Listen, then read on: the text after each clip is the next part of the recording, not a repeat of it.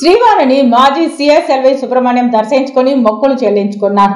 తిరుమల శ్రీవారిని మాజీ CS LV Subrahmanyam దర్శించుకున్నారు. ఆదివారం ఉదయం వీఐపీ విరామ సమయంలో స్వామివారి సేవలో పాల్గొని మొక్కులు చెల్లించుకున్నారు. దర్శన అనంతరం రంగనాయకుల మండపంలో వేద పండితులు వేదాశీర్వచనం అందించగా ఆలయ అధికారులు శ్రీవారి తీర్థ ప్రసాదాలు అందజేశారు. ఆలయం వెలుపల ఆయన మీడియాతో మాట్లాడారు. స్వామివారిని ఈరోజు నా జన్మదినాన ఆయనకి నా ప్రణామాలు అర్పించుకోవడానికి, ఆశీస్సులు స్వీకరించడానికి కుటుంబ సమేతంగా రావడం జరిగింది. రాష్ట్ర ప్రజలు, దేశ ప్రజలందరినీ కూడా స్వామివారు చల్లగా చూస్తూ సకాలంలో వర్షాలు కురిసి రైతాంగం అంతా కూడా సుఖశాంతులతో ఉండాలని ప్రార్థించడం జరిగింది.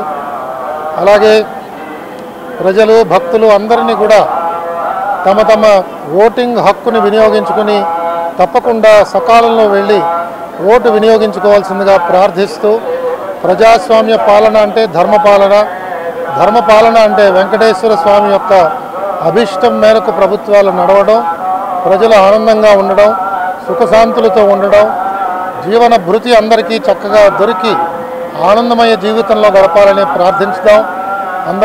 అందరం కూడా అది సాధించడానికి ఉపక్రమిద్దాం.